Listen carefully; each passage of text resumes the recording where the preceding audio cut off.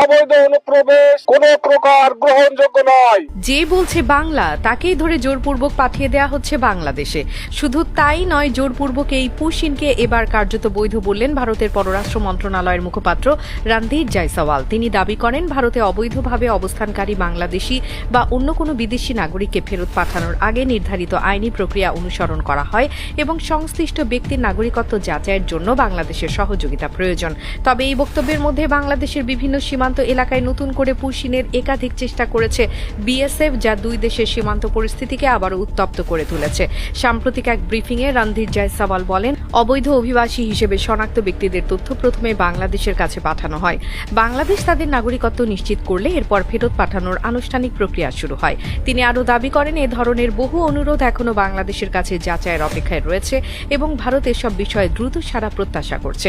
কিন্তু বাংলাদেশের অভিযোগ, সীমান্তের এই অবৈধ পুশিনকে বৈধ বলে ভিন্ন চিত্র তুলে ধরছে নয়াদিল্লি।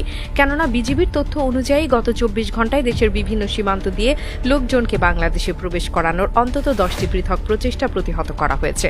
যশোরের বেনাপুল সীমান্তের সাদিপুর এলাকায় নারী, পুরুষ ও শিশুসহ কয়েকজনকে বাংলাদেশে পাঠানোর চেষ্টা করা হলে বিজিবি বাধা দেয়।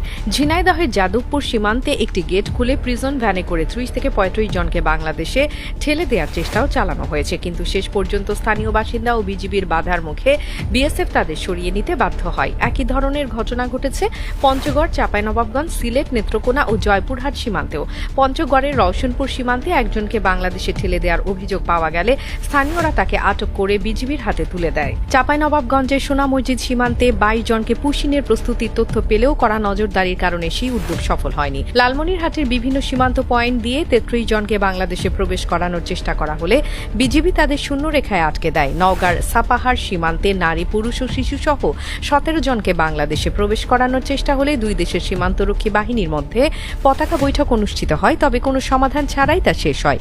বিজিবির দাবি, বিএসএফ ওই ব্যক্তিদের বাংলাদেশি বলে দাবি করলেও তার পক্ষে কোনো প্রমাণ দেখাতে পারেনি।